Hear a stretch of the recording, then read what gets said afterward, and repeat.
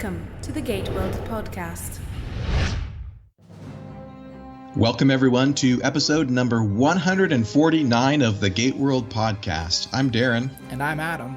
And this is the show where two nerds talk about Stargate. Adam, I'm super excited because I just got back from Gatecon the Invasion.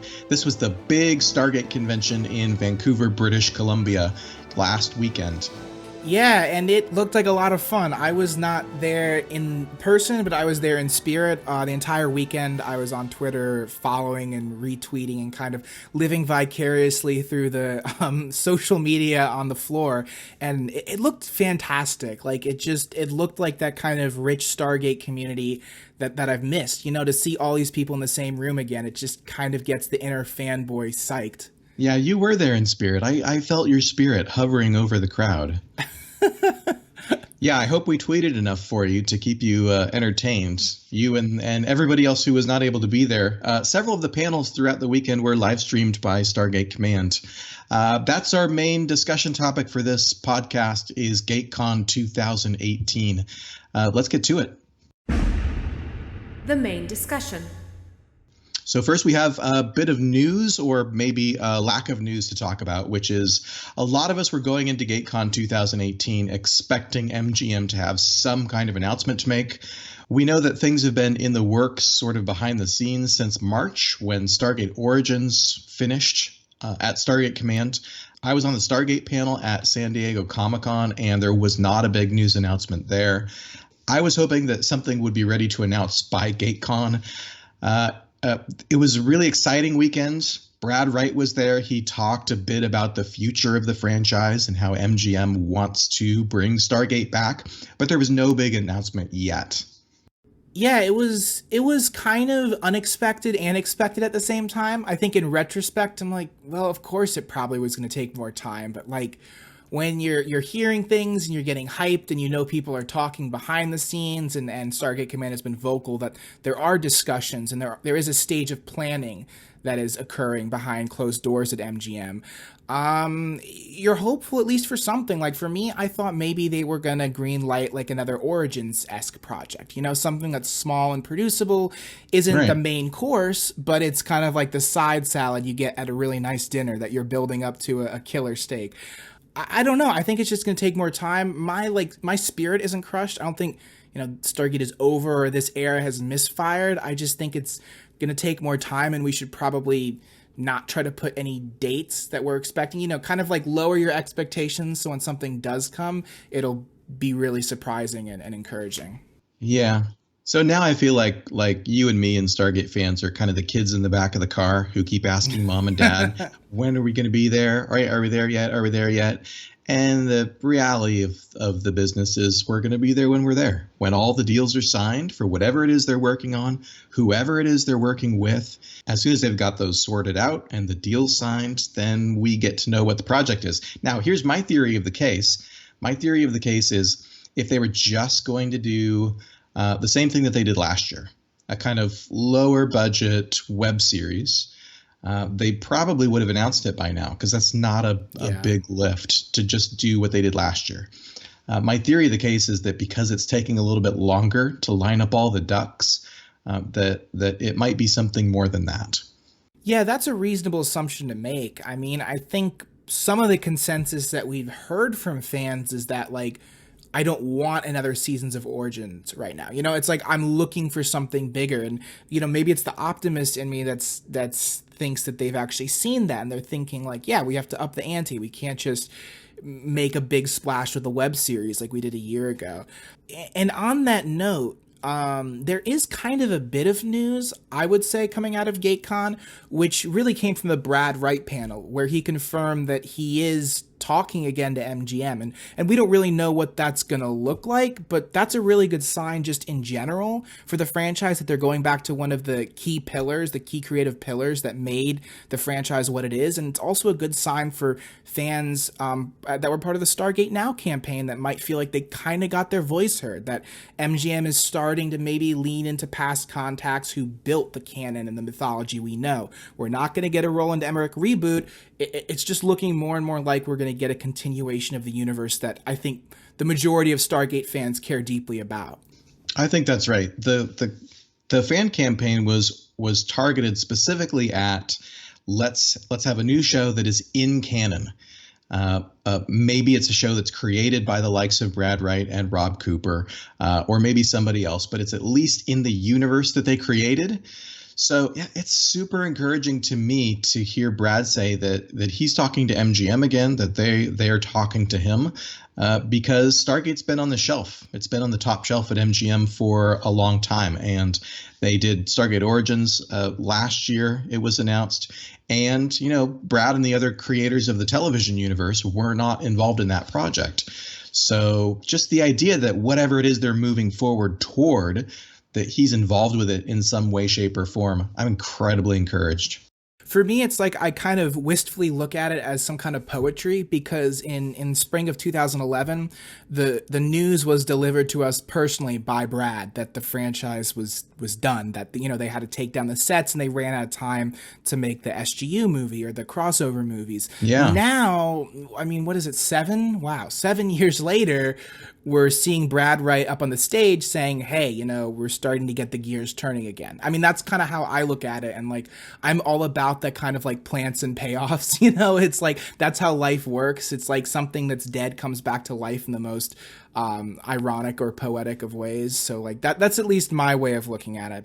Yeah, and Brad observed as much in his panel. He said at the beginning, the last time I was here talking to a group of fans, it was to announce that, Stargate Universe had been canceled and those movies were not going forward. Yeah. And it kind of looked like the end of the road for Stargate. So it was cool, yeah. 7, however many years it's been, 7 years later, for him to go back up on that stage at Gatecon, this convention that's had such a long storied history with the franchise, and be able to say, we're talking again. He said, I've got the quotes here. I wrote it up for GateWorld if people want to go read the full context of the quotes. But he said, it's not like we're going to be making a series anytime soon. It's just now that MGM acknowledges that they have this thing in their library, Stargate. It did really well for them, and it potentially could again. So Brad said they want to keep it alive. MGM knows that Stargate needs to be kept alive. So he said, as he did this a little bit, and then Martin Wood came out, and there was a little bit of crossover between their two panels. They got to chat a bit on stage, and then as Brad was exiting, he said to the fans, keep coming back to Stargate, because fingers crossed it will continue in the future. We actually have a story just up on GateWorld about RDA's comments from earlier this summer. Just a few weeks ago, he was at Fan Expo in Canada, and people were asking him about his potential return, right? If there was new Stargate, would he like to go back? And he said he was totally up for it, and he talked about the idea of like a mini series where you're not committing yourself to filming 20 or 25 episodes of television, but you can just do an 8-part mini series. That's going to fit where he is at this point in his life and his career a little bit better. And like, while we're on this topic, I know we didn't plan for this, but the third SG-1 movie, Stargate Revolution, was rumored to bring to fruition a lot of long-standing mythological elements, like just the existence of the Stargate program and the public disclosure. I hope that's not a spoiler that's going to frustrate anyone. And also maybe there were some rumors about Sam and Jack. Has their personal or professional relationship developed in any way? And those are the kinds of things that like not only are going to provide immeasurable closure for fans of, I'm talking specifically about SG-1 here, but if we were to publicly disclose the Stargate program, that would just open up a wealth of story and creative opportunities going forward. And like you said, like, what better way to kick off a new era than bringing back some of our favorites, or Atlantis, or Universe too. I mean, Destiny's still out there. Everyone's in stasis. Atlantis maybe is on the moon. Maybe it's in the San Francisco Bay. I just see opportunity here. And I'm just dying inside. I'm just really hoping that the studio is seeing the same things as the fans do, because we're not too far gone that we can't bring back that kind of core cast of Stargate in canon. Well, you've just suggested 2 awesome topics for future podcast discussions. One of which is do fans need well, obviously fans need and want resolution to the SGU story and the Atlantis story, but like can we make an argument to MGM that they ought to deliver that in some way, shape, or form? If they're going to move forward with the canon universe, we need to know what happened to the Destiny crew. We need to know if Atlantis ever went back to the Pegasus galaxy. That's one big conversation we can do in the future. The other one is it time for the Stargate program to be made public, right, within the fictional universe? Because that's a big story piece. And I know from talking with Brad over the years, that's a big piece that he's been keeping in his back pocket deliberately. He's been waiting and waiting for the right time for a big enough project to pull out that card and to make that change in the Stargate universe. Because once the program goes public and you have a world that looks something like it did in that alternate future timeline in 2010, the season 4 episode, where the gate is right, it's in a public space and it's being used for public transit from planet to planet. Once you take that step, everything's different. The Stargate universe going forward and storytelling in Stargate is different. So he wanted to save it. Brad wanted to save it eventually for a big movie. Right. But maybe, right, if things are different than they were 10 years ago, and that's not necessarily in the offing, maybe now's the time. Maybe a mini series or some short form project, whatever it is, maybe now's the time to pull that trigger and move into a new era for Stargate storytelling. Right, and we've gotten pretty darn close to having the Stargate program disclosed. I mean, through numerous domestic incidents, in the show, and also I remember reading that Joe Malozzi said in Enemy at the Gate, the series finale of Atlantis, they contemplated having the F-302 and Wraith fighter dogfight over like the Las Vegas Strip. I think their mindset was, we can only logically contain this for so long, so we have to look for story opportunities to kind of start to break down those barriers. But again, it was the worst possible timing because they were thinking about this for the third SG-1 movie or the 6th season of Atlantis, and that's what we didn't get. So I still think there was one chapter left. Okay, should we talk about the convention? Yeah, absolutely. And I want to get everything from you. I want to hear what it was like, what interviews you got, and kind of, I think one thing that social media can't totally deliver is kind of all these little conversations and interactions and friendships that are made on the convention floor. And like, I really love to hear about that from people who have gone, because that's kind of the community that I think keeps a lot of people coming back to Stargate. Yeah, we talk a lot about, who are the big name actors who were there. People will, get their photos taken with their favorite actor. They'll get, autographs from Michael and Amanda and other people.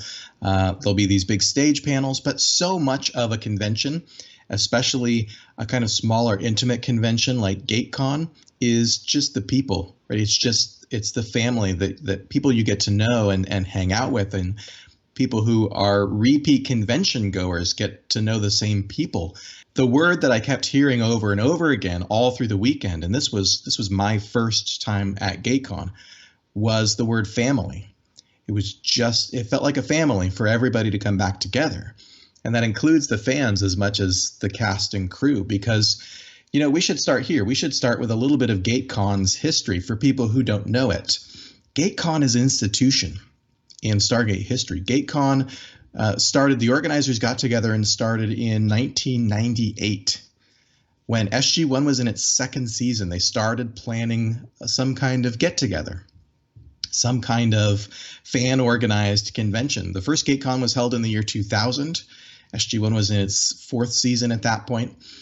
And they've done, I think, a dozen of them now. They took a big break after Universe. They took about 5 or 6 years off. So then 2016, Gatecon kind of made its big comeback. And now they're looking like they're having a good time. So they're back in it. 2018, and then they've already started talking about a big sort of 20th anniversary Gatecon celebration in 2020. GateWorld's been around for just about as long. GateWorld started in 1999. So both Gatecon and GateWorld have been around for close to 2 decades now.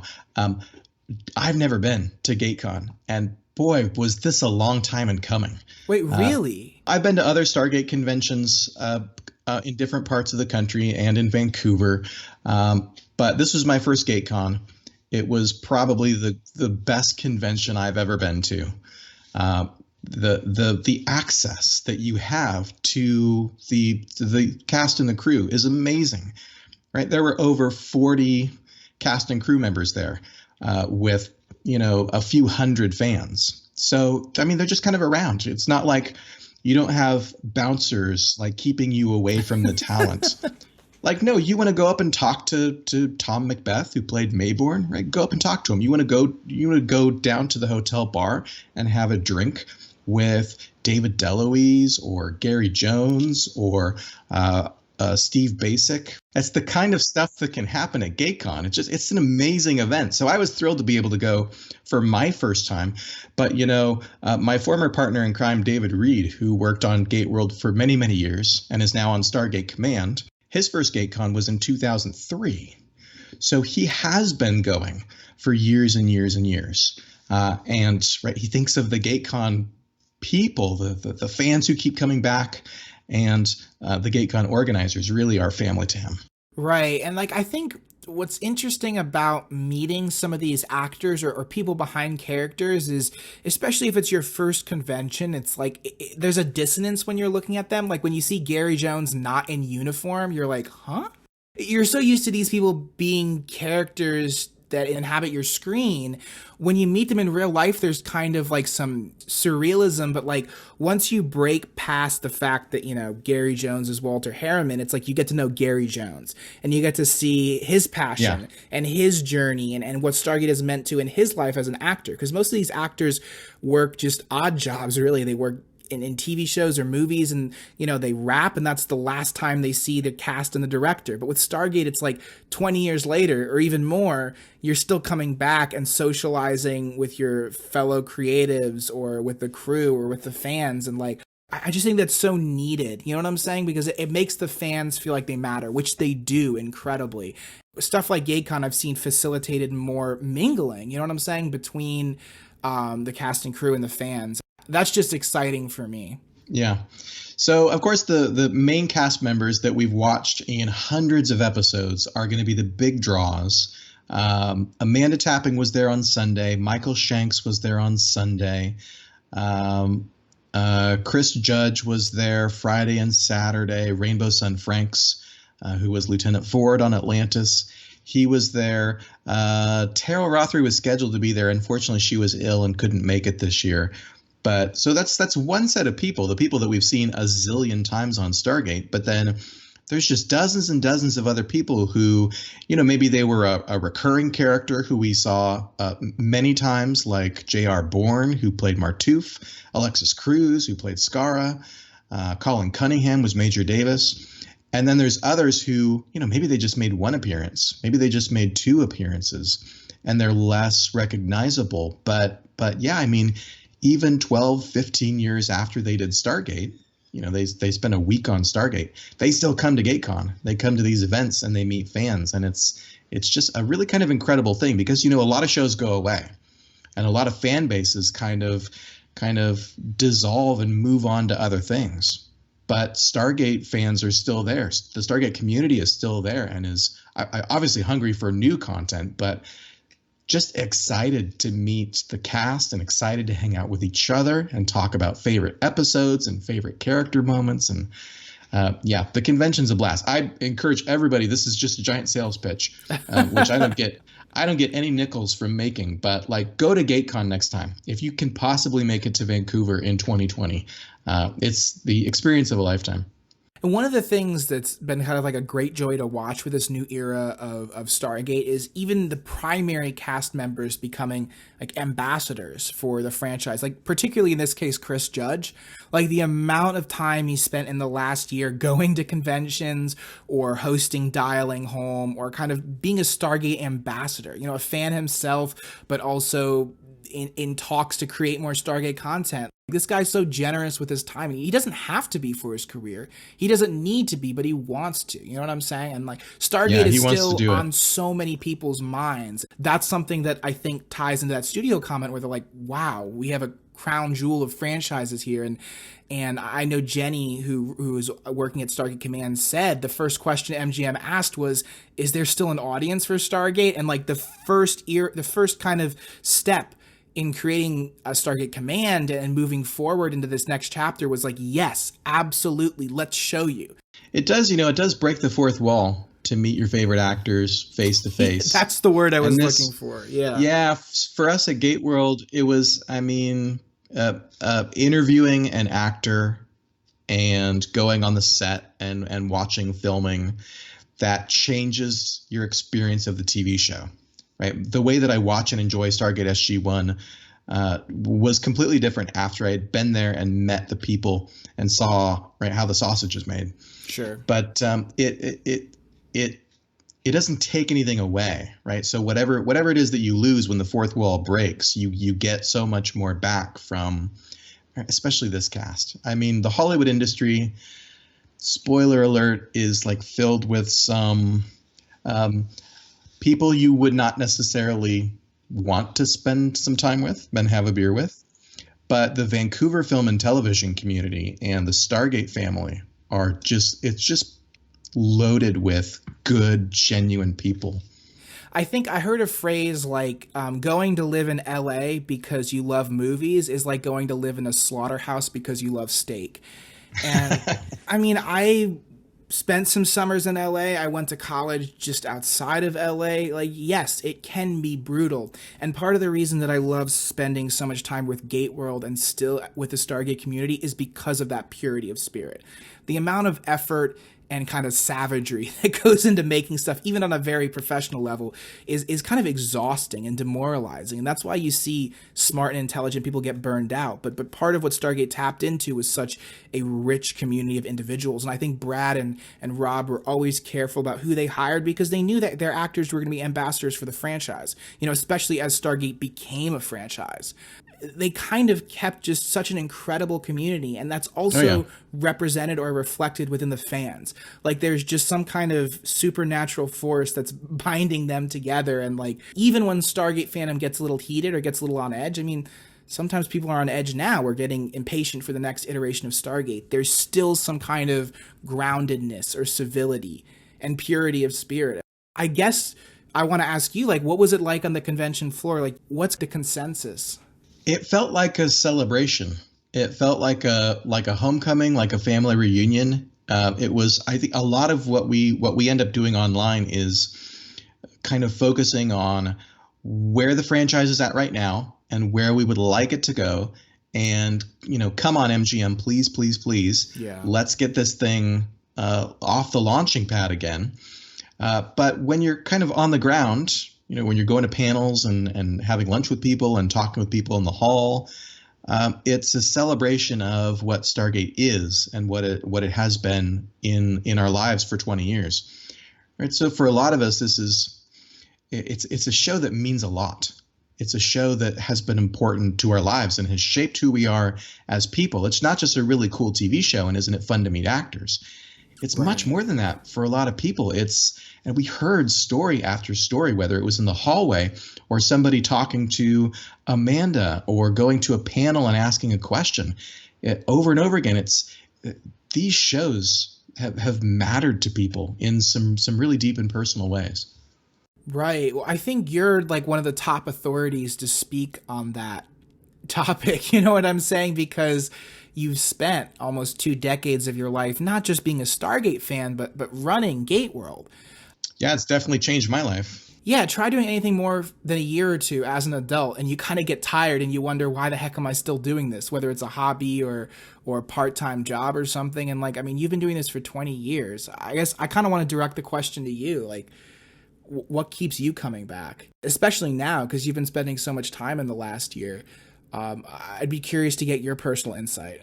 In the beginning, it was the show itself. It was the mythology and the writing and the cast. And then again, as I started to go behind the curtain and meet some of the people, meet some of the producers and some of the actors, and then meet them again, and then see them a third time, and then they remember your name and they give you a hug when they see you. you start to feel like you're a part of the Stargate family.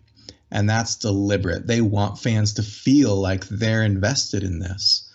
And fans really are a part of the Stargate family. So, I mean, I can't imagine my life without Stargate now.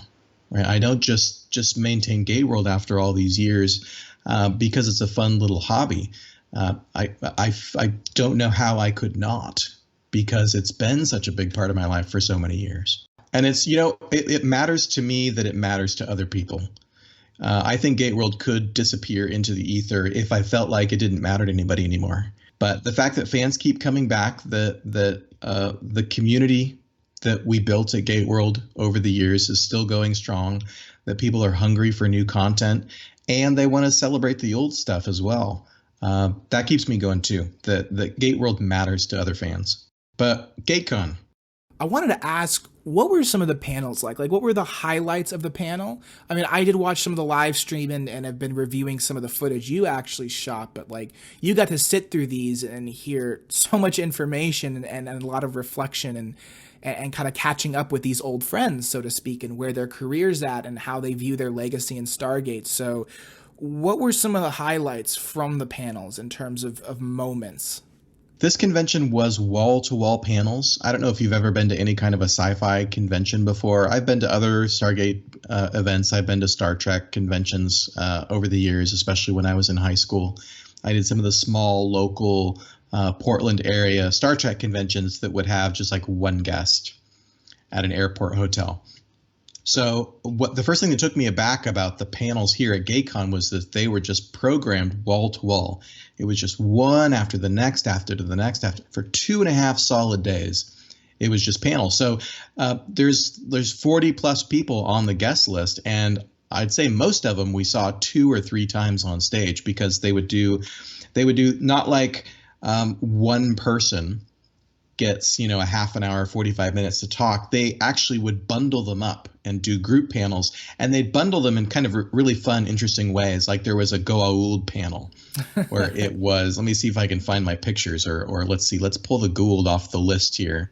That was like four or five actors, right? Yeah. So Jacqueline Samuda, who played Nirti, was there. I gotta say, I had not met Jacqueline before, and anybody on this list who I would say is probably the most surprising versus my experience of their character on the screen, it was Jacqueline, right? I expected her. Nirti's a very intense character, and she's performed in a way that feels like she might reach out of the screen and grab me by the throat at any moment. Jacqueline's just like this sweet, bubbly Canadian girl. It was amazing. So she was there. Alexis Cruz was on the Goa'uld panel because, of course, he played not only Skara, he also played Chlorel. Dean Aylesworth was one of the Anubises. He was in Reckoning when Anubis was inhabiting a human body, and the body was sort of rapidly deteriorating, right, with like the flesh falling off the skin. That was Dean Aylesworth. Peter Williams was there, of course. Peter played Apophis from the very beginning of SG-1. And then Douglas Arthurs, who played Harrower. So that was fun to just have all the Goa'uld kind of lined up there, talking about their experience playing villains. I feel like if I saw them in passing in the hallway without context, like my stomach would knot up and I would have a split-second reaction of like, am I in danger? Because I'm so used to seeing them as a villain on TV, and some of them do have very intense builds or personalities. So it's kind of, am I going to have to dodge a staff blast in a second? But it's so great to see how warm and fuzzy they are. Like, really, yeah. They just want to meet people and hang out. And it's weird to break that fourth wall. Yeah, the other fun pairing that I wasn't expecting was when Michael Shanks was there. Of course, people will know that Michael is married to Lexa Duig, who was on SG-1 as Dr. Carolyn Lamb in seasons 9 and 10. Lexa, if you watch other sci-fi shows, you'll know her, of course, as Rami from Andromeda. She was on Continuum. She's one of these actors who's been in lots of different Vancouver-based science fiction shows. So she did the panel with Michael. It was the two of them, right? The married Stargate married couple on stage together. And then also when we did our interview for GateWorld, we got to interview them together, which was amazing and hilarious because their chemistry is a little hard to describe. They're playing it up, the kind of old married couple aspect of it, and kind of poking at each other. And it was just hilarious. It was a ton of fun.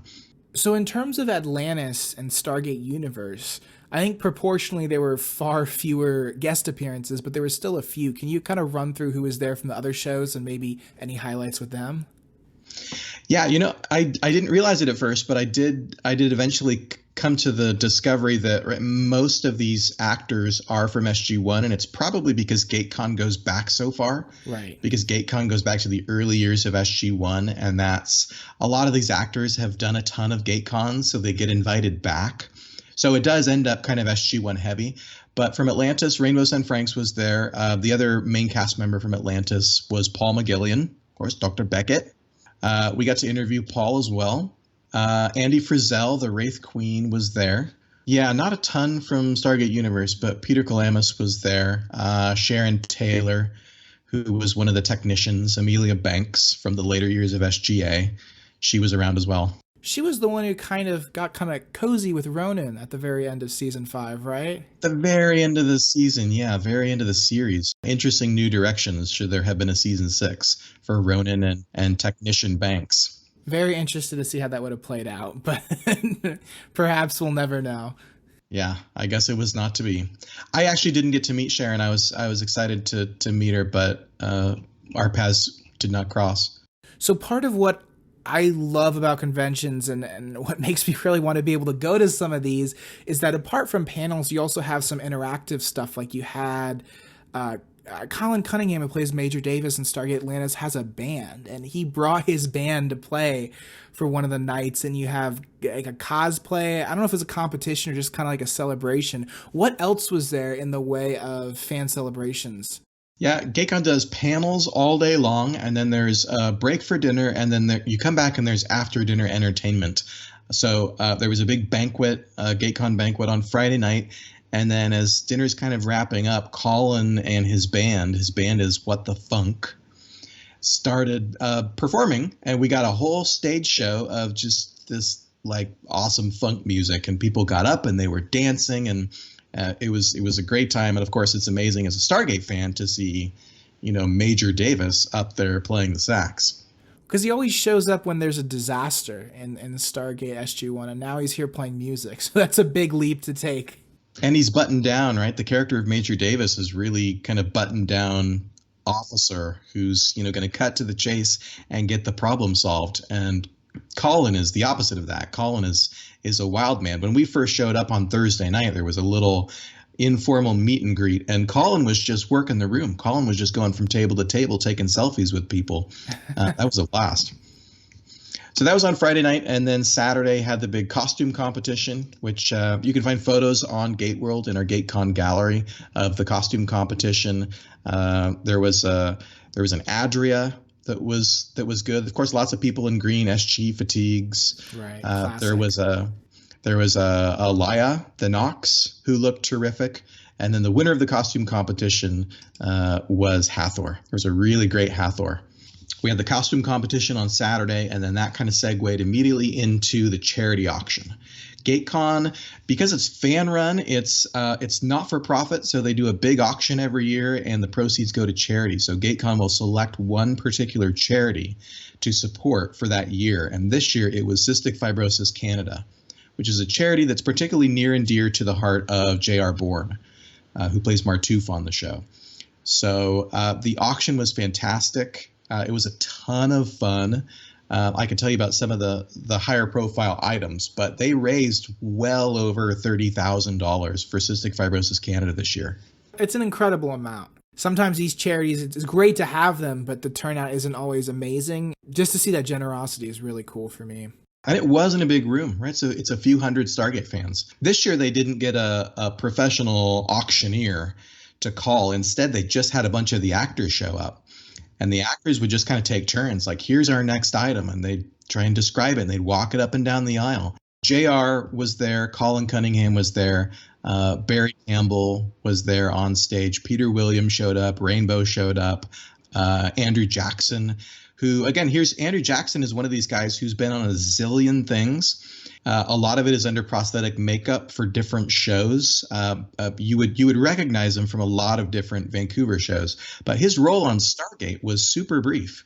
He was in the season 4 episode Divide and Conquer. He played Persis, who was the High Counselor of the Tok'ra. It's just one episode. He's at the beginning and he's at the end of that episode, but right, he's part of the Stargate family because of that appearance. So he was there as well.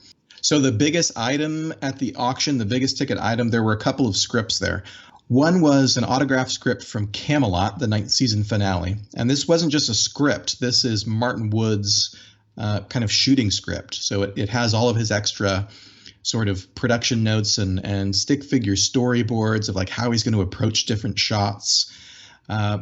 Camelot, that went for, I think, around $2,500. Wow. And so I tweeted like, I think this is going to be the winner for the night. This is it. And then we got a little bit later on into the evening towards the end, and there was a Wormhole Extreme script. Now this one, it wasn't just a script. It was a full like production notebook with all the sort of continuity photos and other sorts of things in with it. But it wasn't even autographed. It had a photocopied facsimile of a front page with autographs. But still, because it's such a cool, unique item, it went for $5,000. Wow. That's a lot. That's a lot. Yeah, so we were blown away. Now, I wonder if they auction the Revolution or Extinction script, how much money they can raise, because I know I would be willing to shell out a lot. Yeah, a few of us could get together and maybe bid on that one. It's an idea for next year, if anyone's listening. Please. So that was a ton of fun. We also did some interviews throughout the weekend, most on video. The one audio interview I got was with Steve Basic, who played Camulus on SG-1. He was also Major Coburn in the early seasons. He's a super cool guy, right? I'm a big Andromeda fan, so I really wanted to talk to him about his Andromeda experience, even though it was a lot of years ago. He played Rade, both of the Rades on Andromeda. So yeah, we just got to kind of chill out and talk about his career, talk about Andromeda, talk about Stargate. That was a ton of fun. But then the video interviews that we got that will be coming to GateWorld and to our YouTube channel are Amanda Tapping, Michael Shanks, and Lexa Duig. I had a great conversation with Simone Bailey, who I was super excited to meet this weekend and got to spend some time with. She played the Jaffa Kalel. She's the representative of the Haktil on the Free Jaffa Council in the later seasons of the show. So we talked to her. We talked to director Martin Wood. We talked to Patrick Curry, who played the Replicator Fifth, as well as a couple other roles under prosthetics. And we talked to Paul McGillian. So we've got all that coming to GateWorld in the next few weeks. It's starting to feel like the old days again, right? I know, right now. Go to Vancouver and come home with a bunch of interviews and a bunch of photos for you guys to see. It's starting to feel like the old days. Well, like a year ago, it was like, who can we interview? How do we get this going again? And now we're at a place where it's like there's so many that are backlogged. It's like, how do we get these transcribed and edited and get them out in a timely fashion? So it's a very good problem to have, is I think my point. Yeah, for sure.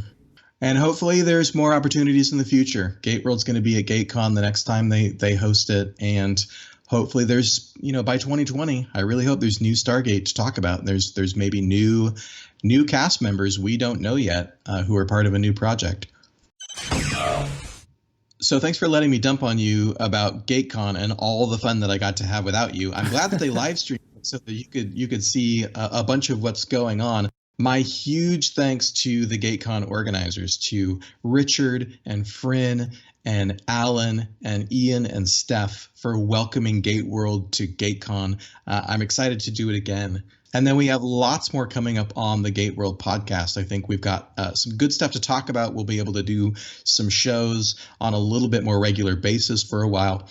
Hopefully we'll find out what MGM's cooking up pretty soon. But in the meantime, we have our 150th podcast coming up next. Adam, do you want to say anything about that? Yeah, I think that's a mile marker, and so it'll be interesting to see what happens beyond that. And we're having David Reed back, which is really special because he's graduated to actually working for Stargate or working for MGM on Stargate full time and hosting the official Stargate podcast and co-hosting Dialing Home and working on a wealth of content, being a face for Stargate, being at the conventions, and you know, he got his start really working for GateWorld, and he co-hosted, gosh, I don't know, 100 and something, 120, 130, 140 episodes of the podcast with you. So I'm super excited about that. He wrote me when we were approaching around, I think, podcast 145 or so. Yeah. He just wrote me out of the blue and said, like, you're not doing 150 without me, are you? They're like, no, we'll do a whole party. We'll celebrate Stargate. We'll celebrate GateWorld, and we'll talk about old stories. And then 2019 is not that far away, dude. 2019 is the 10th anniversary of SGU, and it's the 15th anniversary of Atlantis. There's going to be a ton to do. I feel archaic. Someone needs to carbon date me. It's like, man, a decade. Yeah, you're so old. So thanks everyone for joining us, and we hope to see you back here next time for another edition of the GateWorld podcast.